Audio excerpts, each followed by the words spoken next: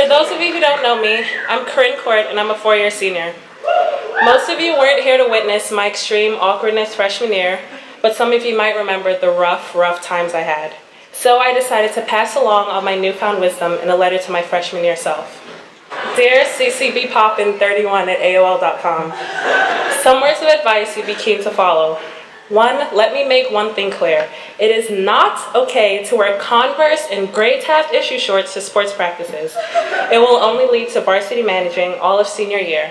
And yes, even though you'll have a great time with the football, wrestling, and baseball teams, this is just an embarrassing picture to look back on. I mean, clearly you weren't the only awkward one, as you can see from Annelies's pigtails and side swept bangs, but it still does not make it okay. 2, when you first get here, underclassmen boys will not be very exciting. But by senior year, they will be real enticing. Justin Lebec, that means you.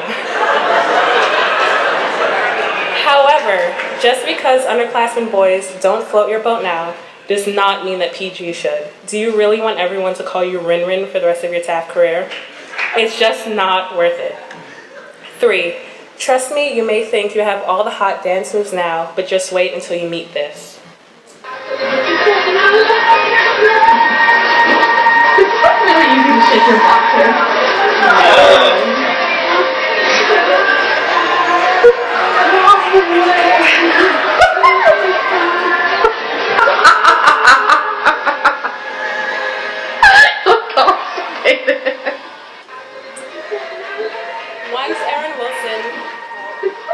Once Erin Wilson gets on top of the DJ table at Dress and Press and shows everyone what she's working with, you will be blown away. 4, that shy little Asian girl sitting weirdly in the corner of your room, watching you unpack, will get you through freshman and sophomore year. Ingrid, you're the best, and I love you more than Kaylon. This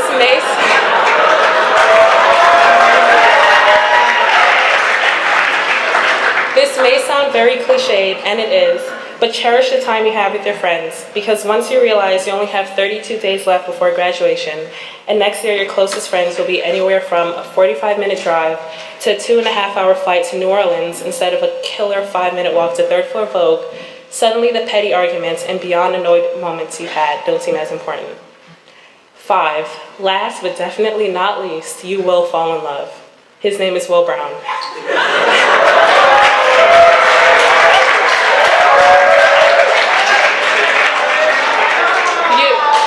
And Joe Paduano. You won't meet him until junior year, but believe me, he's worth the wait.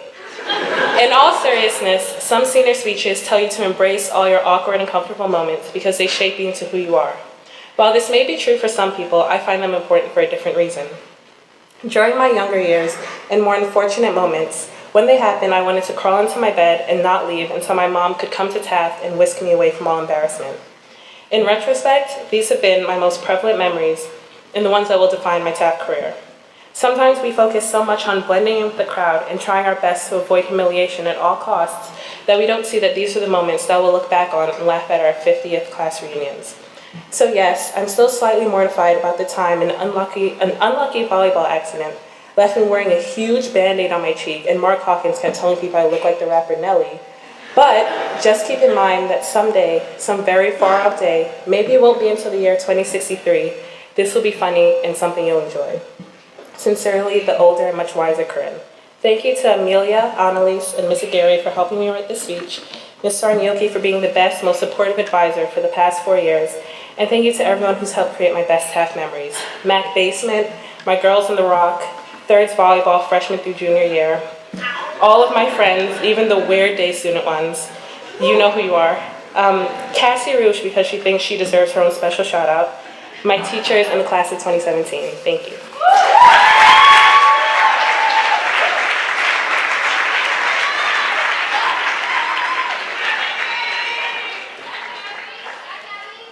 Good morning, members of the faculty, friends, and fellow students.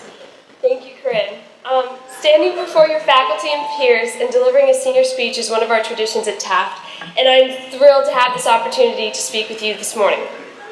In preparing for today, with graduation just around the corner, I felt a great sense of responsibility to accomplish 3 things.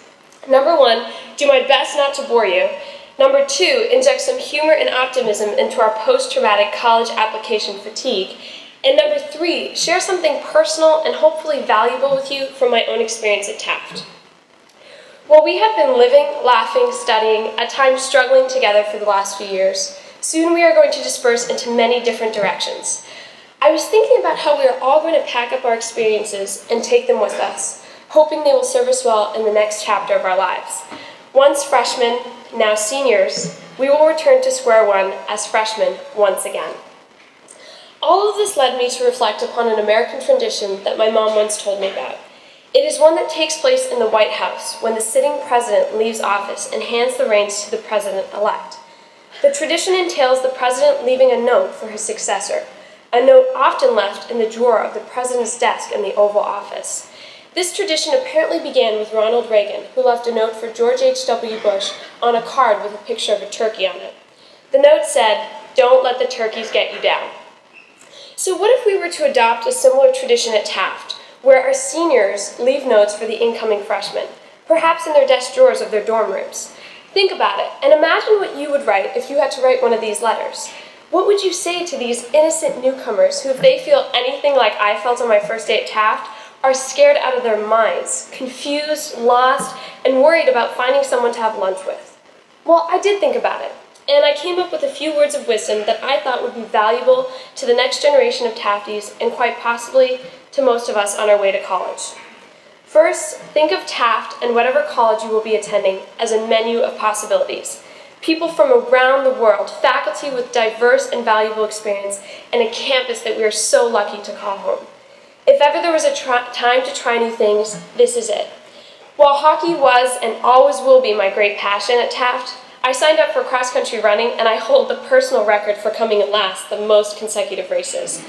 I also played softball, and I wasn't good at that. I also threw my first Frisbee at Taft. Okay, so no one's going to remember me for my athletic endeavors, but I had the time of my life, and I have no regrets. Whether it's recognize the rhino, chat, class committee, whatever, get involved and step up and sign up. Sometimes you have to find out who you are not before you can find out who you are. Second, turn the funnel upside down. If part of getting into a good school involves taking a large group of students and pushing the ones that fit through a narrow pipe with good SAT scores, GPA, then the process in and of itself creates a sameness and a mold. Break out of it. To quote Mr. Mack, expand the mainstream. When you project your opinions, your experiences, and your passions into a community, you bring it texture and diversity. Taft becomes a better and better school, and so will your next school, when it embraces differences, and that starts with you. Defend the right of others to be different. Third, to quote Eleanor Roosevelt, do one thing every day that scares you. You gain strength, courage, and confidence by every experience by which you really stop to look fear in the face. Coming to Taft and leaving home was scary for me. Debating, traveling abroad, playing my saxophone in front of an audience, even wearing high heels to formal was scary for me the first time. But not only did these things add great value and joy to my life, they also helped me start each day willing to challenge myself, willing to fail. And last, but certainly not least, be true to yourself. As Ralph Waldo Emerson said, to be yourself in a world that is constantly trying to make you something else is the greatest accomplishment. I am a good example of someone who had to learn how to do this, and I am still learning. While fitting in seems like an easier path, not being true to yourself is a lot of work, and it gives you a heavy weight on your shoulders. During my experience at Taft, there were moments when I could not pretend not to be something I was not. I am who I am. I am a nerdy, sometimes weird, but mostly upbeat young person named Gaby with one B. My favorite outfit is goalie gear, and I have word salad that causes me to mix up my words all the time, and I often break out in a foreign accent without notice. As for my life ambition, I want to dedicate my life to saving the planet. In closing, I want to say I'm incredibly grateful for my experience at Taft, the good days and the bad, and I am thankful to all of you who just let me be Gaby. Thank you for your friendship and your support. Every generation of Tafties should strive to leave the school a better place than we found it, and I believe that we did that. Wherever you guys are headed, please remember, don't let the turkeys get you down. Thank you.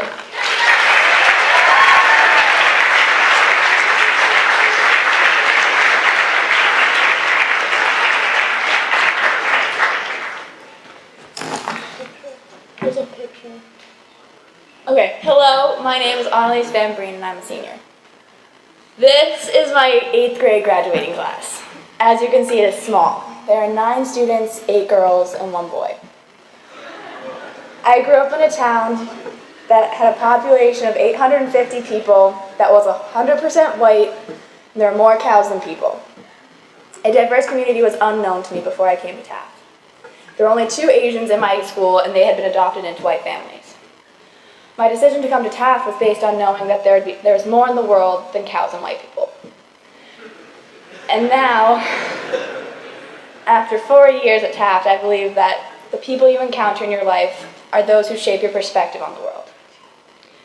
There should really be a warning for freshman girls saying that upon your arrival, football boys will come help you bring all of your things to your dorm room, because I would really have appreciated that before my mom opened the back of the door and a lot of stuffed animals came out.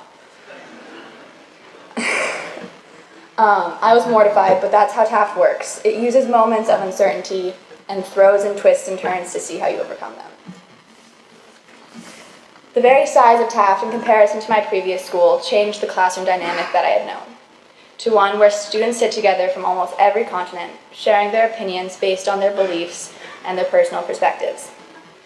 This is the exceptional advantage of coming to Taft and being exposed to other backgrounds and people, whether it be through students or teachers. At Taft, we have the privilege of having faculty who are and want to be involved in your lives. One particularly special faculty member for me is Mrs. Frew, my advisor for the past 4 years.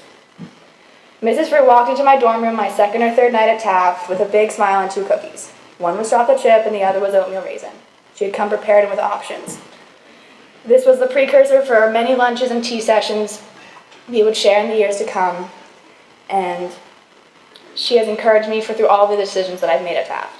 One being to do thirds volleyball freshman year, where I would meet Corin and all of her athletic abilities. And she helped me make the big decision to study abroad my junior year in France, where I would meet Elias Clough. Clarice was my host sister. Oh, this can go down. Clarice was my host sister last year, and neither of us were what the other had expected. In preparing to study abroad, I had to fill out an application to help decide what type of host family I should be placed in. It asked questions like how messy you are, whether you sleep in, and also if you wanted to have siblings. So after talking to Mrs. Carlson, who had been my French teacher at the time, she convinced me that I should have a child my age, because then I can meet their friends, we can go out, and we can explore the city together. I was like, yeah, that sounds like a good idea, and the next year will be so much fun. And it was, but not with Clarice. She is quiet and a homebody, and I'm not, and she hated that. But we tried really hard to like each other. We tried baking cookies one day, and because she loved baking, and on the application, it was like, do you like baking cookies after school? And I was like, yeah, I do. But let's be honest, like, baking cookies meant me and my sister dancing around the kitchen, listening to some quality Natasha Bedingfield, and we were eating more cookie dough than making cookies. So when Clarice, who was very serious in cooking, saw my subpar stirring, she threw a dish towel at me and downsized me to being in charge of the timer. Why am I telling you this? Because this is one of the many disagreements I had with her, and with all the people you're going to meet, there are going to be people that you just do not get along with, and that is fine, and you're going to hate it because you're going to learn from them. Even though Clarice is one of the most frustrating people I've ever met, I'm never going to forget her. And because she voiced her opinion every second of the day, I learned that I had to voice my own in order to get along with her and not want to kill her. Before meeting Clarice, it had not been my strongest quality. I tended to use a passive approach and let things blow over. Clarice helped me recognize this approach was not in my best interest, and that if I wanted something, I would have to stand for it. In your 4 years at Taft, you will meet people from all over the world who are smart, funny, annoying, weird, cool, athletic, and talented. Coming out of 8th grade, I knew Taft was going to be a big change, but I had no idea to what extent it would impact my life. Taft will have an impact on your life more than through the math and science formulas or world history you learn, but through the people and endeavors you have because of your time at Taft.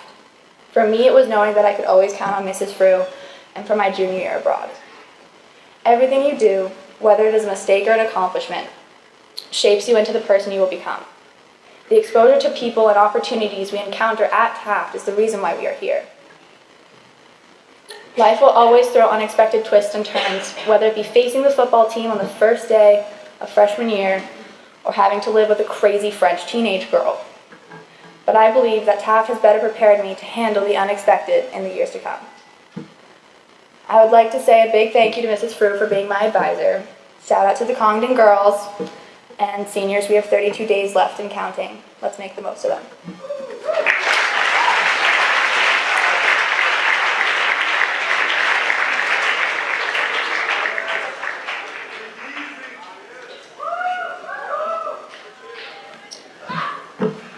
I know I'm the last of 4 people to speak, so I'll make it quick. Hi everyone, I'm Elias. Some of you may know that my dad works at Berkshire School, which means I'm a faculty kid and a traitor. But that's besides the point. What most of you probably don't know is that my dad will be leaving Berkshire next year to take a job all the way up in Buffalo, New York, as headmaster of a private school called Nichols. And as if this alone was not a big enough change for the Clough family, he made his decision on the same day that I officially enrolled in college. So, big day for the Clough family there.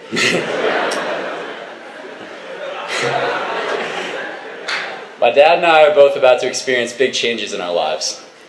He will be venturing north to what I like to call southern Canada, and I will be leaving Taft to go to college. I've been doing a lot of thinking about the changes that next year is going to bring, and part of me is terrified. I think what scares me most about change is the thought of losing what I have at Taft. It's hard to imagine that this place, where I have invested years of time and love, is only mine for a couple more weeks. Taft has really been my home for the past 4 years, and it has played a major role in shaping who I am today. Looking back as a senior, I can think of many things that I'm going to miss when I'm not at Taft next year. For example, I'm going to miss going to the Max house for feeds and playing wiffle ball games in their backyard. I'm going to miss collegium trips to Italy and rowing on Bantam Lake. I'm going to miss the faculty members, many of whom are also leaving next year. But most of all, I'm going to miss the friends that I've made. Shout out to Freddie Schuler for being my roommate for 3 years now. It's dedication. In an attempt to come to terms with this impending change, I sought the wisdom of Mr. Cobb, my Latin teacher and a proud faculty member since the founding of Taft in 1890.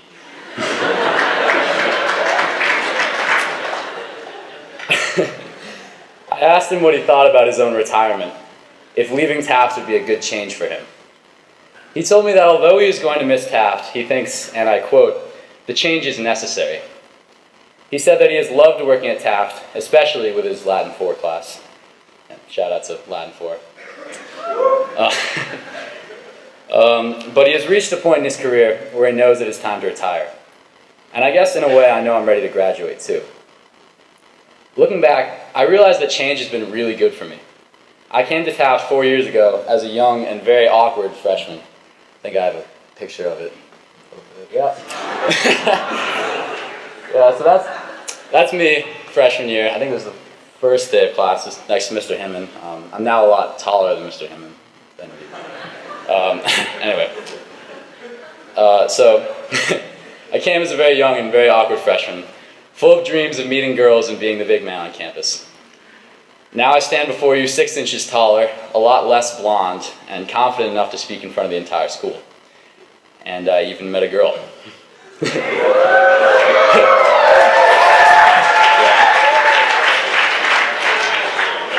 It is change that has turned me from a boy into a young adult, ready to take the next step in my education. I'm a product of the change that I've experienced at Taft, and it is this thought that assures me that the future will only bring more positive change. I also know that even when I graduate, Taft will continue to be an important part of my life. My memories, friends, and connections will stay with me, and I will take a piece of the school with me when I leave. Even though the thought of leaving still terrifies me, I know that Taft has given me 4 great years, and that it is time for me to move on. And so, when graduation arrives in 5 weeks, I will most definitely be emotional. But I know that I'll be fine next year. And I know my dad will be happy in Buffalo, and I know that he'll continue to succeed as he has done at Berkshire. So I'm going to go forward, and I'm going to enjoy the hell out of my last 5 weeks at Taft. And then I'm going to meet change with open arms. Thank you.